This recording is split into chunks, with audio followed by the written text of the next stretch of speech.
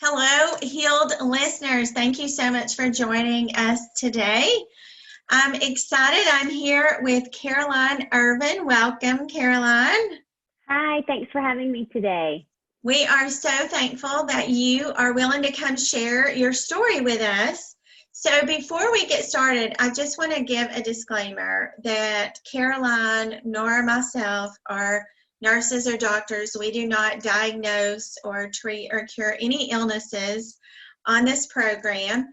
But I also do want to let you know that this is for you. The purpose of this podcast is to raise awareness about natural health alternatives and to give people hope that there is a better life and more health out there for them. So today we're going to be talking about Caroline's daughter, Eleanor, and her issues with some food allergies. So before we get into that, Caroline grew up in Atlanta.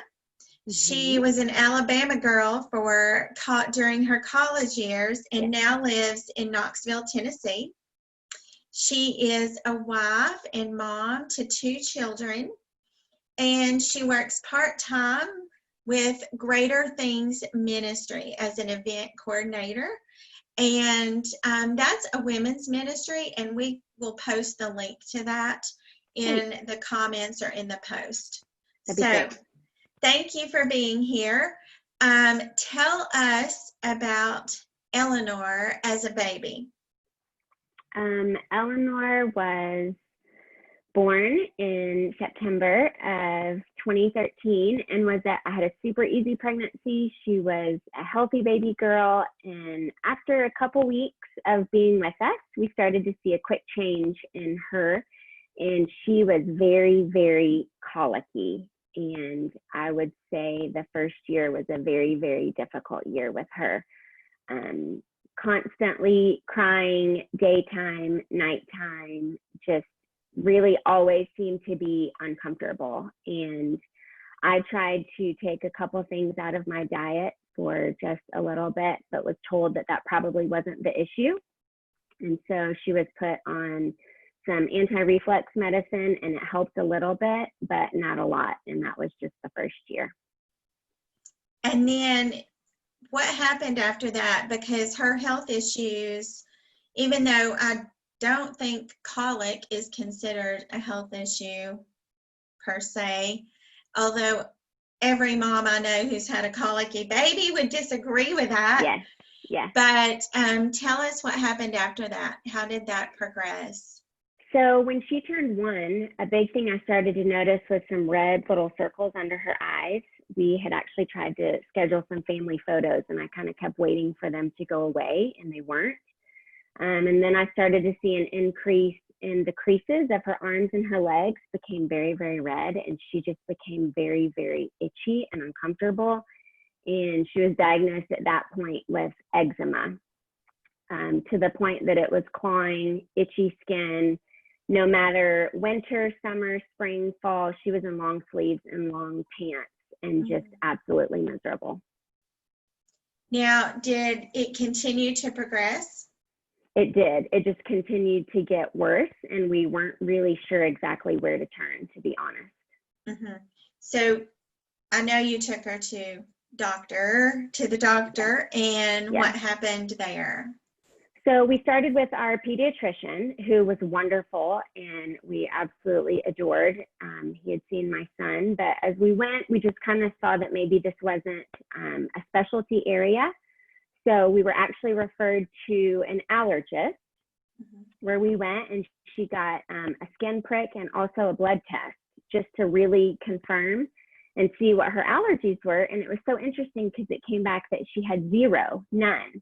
And I even knew at the time that she wasn't able to consume cow's milk, because if she did, anything she ate or different things would present itself in a very redness around her mouth or around those areas, the arms and the legs. So the allergist didn't really give us any answers. We had a family friend that was a pediatrician that we were in a life group with, and he actually called and got me into the only pediatric dermatologist in town at the time. there was a 6-month waiting list, and the Lord flung open the door for me to be in there 2 weeks later, which was really a miracle. And Yes. at that point, it was very interesting. We got a lot of information that was helpful, just kind of to understand her skin a little bit, but we were also given a steroid and told, use this steroid. This will help ease the pain and the discomfort. But something even that my husband reminded me recently was, don't you remember them saying we probably won't see a difference in her until the age of 6 and between the age of 6 and 9.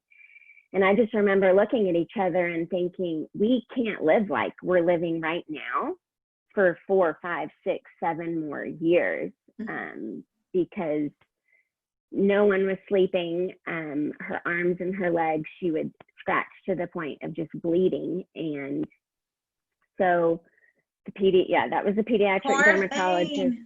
Yes. And so then at that point, we kind of were like, I'm not really sure what we're supposed to do next. So was she having any like tummy issues or just the skin, mostly skin issues? It was just the skin. If she would eat certain things, you would see it present itself really first on her, around her mouth. You would see the red flare up. So you would almost know, get that out of her mouth, stop. There was never anything that was anaphylactic. But then you would start to see, usually after she ate something, it would almost take a day or two in her system to then present itself with itching all over her arms, all over her legs. But no, it wasn't, she wasn't having any stomach issues. Okay. And so in 6 or 7 years, they thought she would outgrow these allergies? That was the hope. Okay. Okay. I'll just comment. I don't know about that hope because my daughter had a similar story and developed more allergies as she got older in life. So, interesting. Yeah, so that's kind of, anyway, maybe people outgrow it. I don't know. So about 8% of children deal with food allergies in our country. So 1 out of 13. And I looked up some stuff about like food dyes and things like that. Did Eleanor have an issue with food dyes as well? That was definitely something. We actually kind of started to look at annatto. Anything that had like annatto coloring, which I know isn't like on the red, blue scale, but that was kind of where we started. But then we really did notice anything that had food coloring was also a trigger for her, which I had never heard of except for one other child that we knew that had an issue with it. Well, in doing a little research, there's not any causation studies showing that food dyes cause any illness or sensitivities or allergies. But it's so funny because I'm a school teacher. And so I see all the kids that can't have red 40, they can't have yellow, so what I see is a lot different from what the research shows. So anyway, moving forward, you saw that what you were doing, that was 6 or 7 years out of a life like you were living was not acceptable. So, not real living. It wasn't real living. So how did you find out, how did you come to do something else? Like how did you?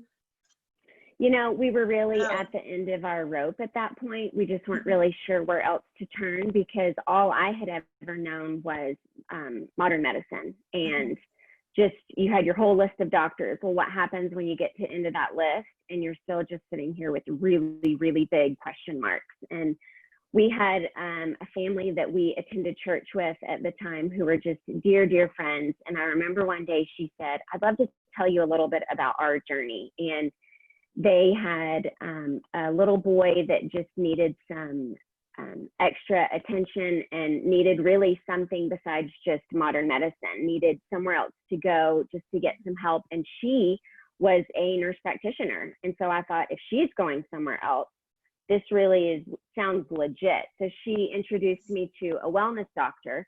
This is a concept I had no idea about. I'd never heard of nutrition response testing before. But the wellness doctor that she was telling me about, she said, I really think that they could help Eleanor really be able to pinpoint and give her some relief into what she's dealing with. Mm-hmm. And so for those of you who may not know, nutritional response testing is a muscle test. It's just a reflex. You can, and there's lots of different ways to do it, but you can hold out your arm and press on it. And if you have a body system, it's not the muscle. If you have a body system that's weak, then you'll have a weak response. You won't be able to hold your arm up. But if your body system is strong, your reflex pops in and they can't push your arm down, and you're not even trying that hard to keep it up. So it's like a reflex, kind of like when the doctor hits your knee and it kicks. So, yeah. Okay, so you went to this wellness doctor, and what did you find out there? I can still remember the day that my husband and I walked in the office with our little girl, having absolutely no idea what was about to happen, and sat there, and they started testing her just as you beautifully described. And I just remember her turning around and saying, I think that milk is an issue. I think that wheat is an issue. And I definitely think that food coloring is an issue. And for the very first time, I didn't feel crazy.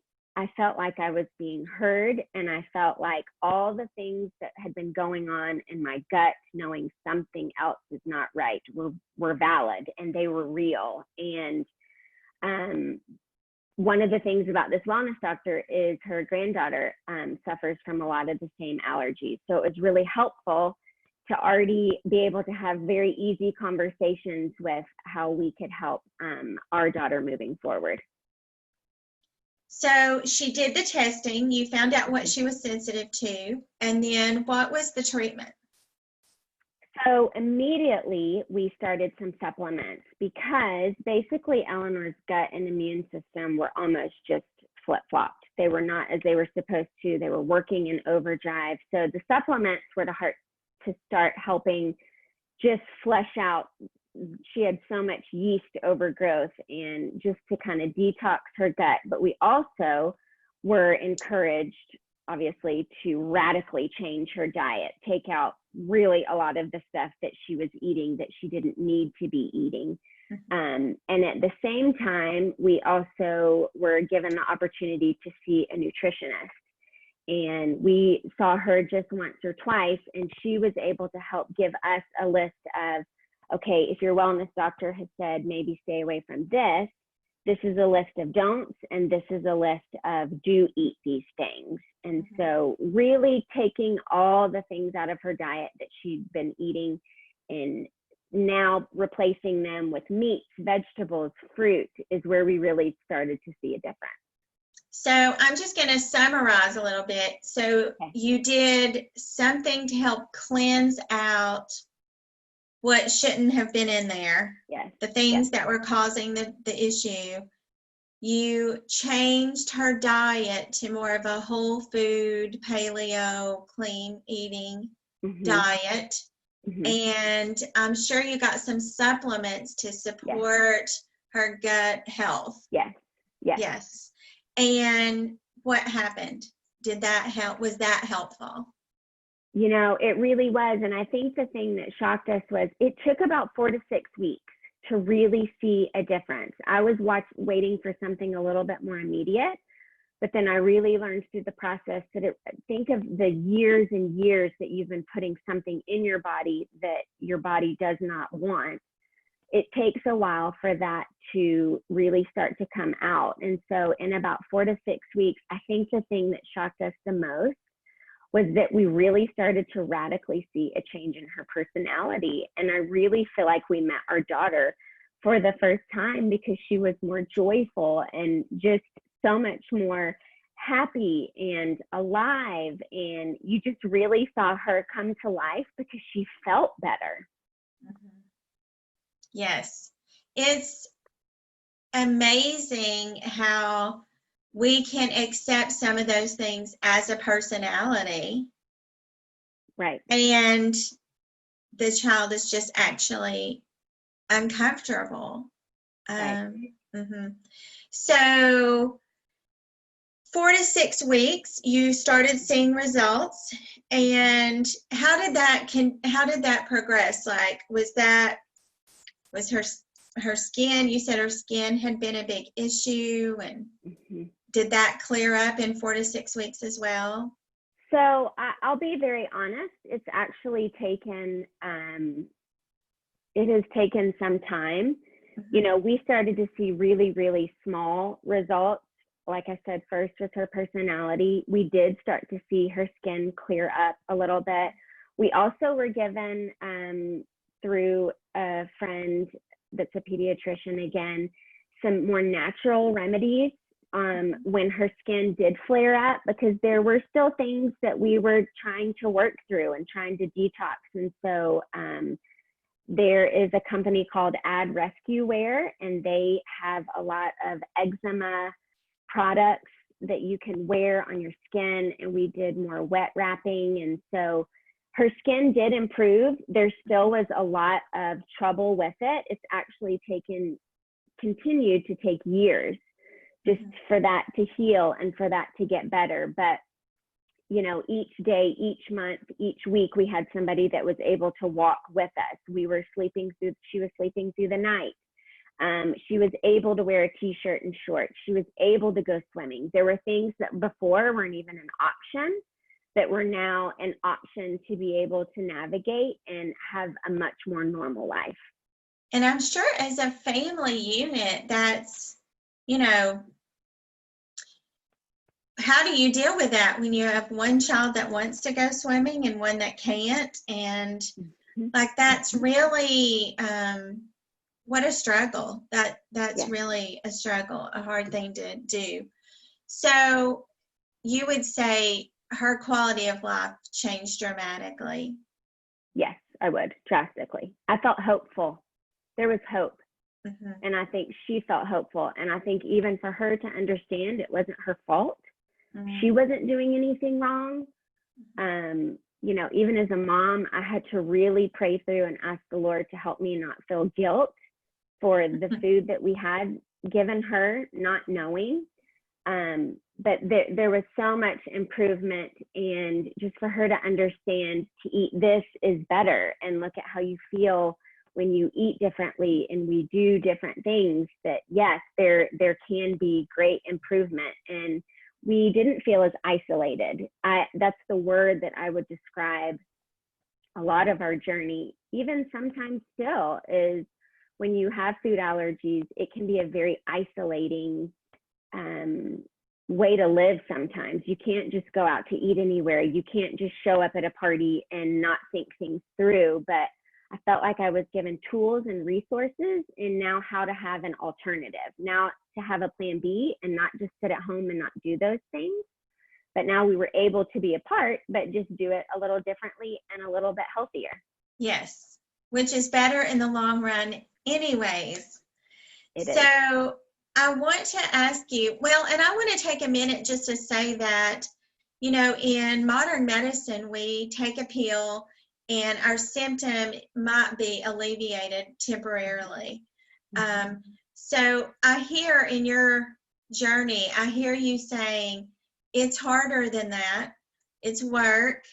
It's not that easy. It's simple, but it's not that easy. So, Right. and it takes a little longer. So, I feel like anybody listening to this needs to know that that's what you can expect. This is not a quick fix.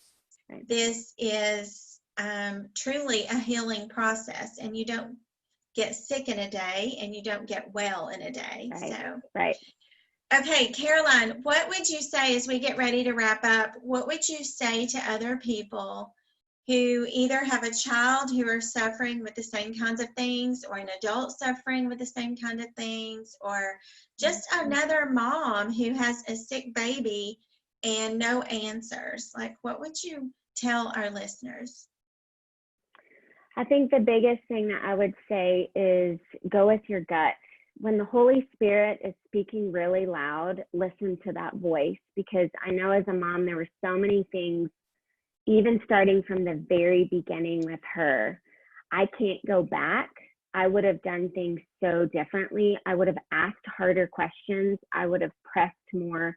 I would have stood up for my daughter, and I would have fought harder. And I think if anything, that's what this journey has really taught myself and my husband is you got to fight and you have to find your voice and don't settle. If you know that there is still something wrong, try to really ask the Lord to show you what is the root of it.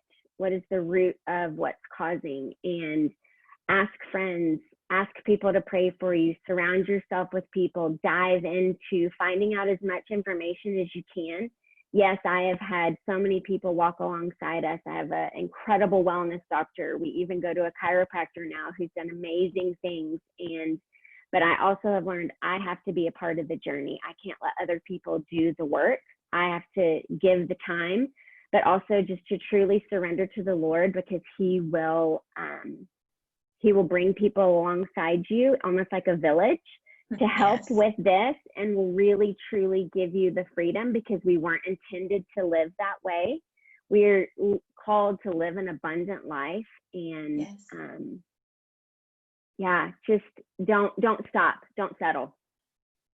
Yes, we have so much faith in modern medicine, and it's great for emergent care. It really is. But we have to look to God as our healer. And when we do that, He paves the path and puts the people in it that we need. And He has more. So I love that. So just don't settle, Yes. especially when you know there's more. Don't settle. So I want to thank you so much for being here and sharing your story. So I really appreciate you, Caroline. Your story is gonna give a lot of other people hope and courage to step out of their box and try something that might be a little different to them. So thank you so much. I hope so. Thank you for the opportunity. So much of this journey is just giving the Lord glory and praise, and the song Ever Be On My Lips by Bethel Music is what just rings true, is that we want His praise to ever be on our lips, because He has truly brought us to a different place. And I want other people to be able to find that joy and that healing, because it is there. So thank you for just the opportunity to share what the Lord has done in our lives, so that I hope that He can transform someone else's the same way. Well, you are very welcome. And for my listeners, if you are out there struggling, you can go to my website. That's a way that you can get in touch with me. It's www.missrobindenton.com. That's msrobindenton.com.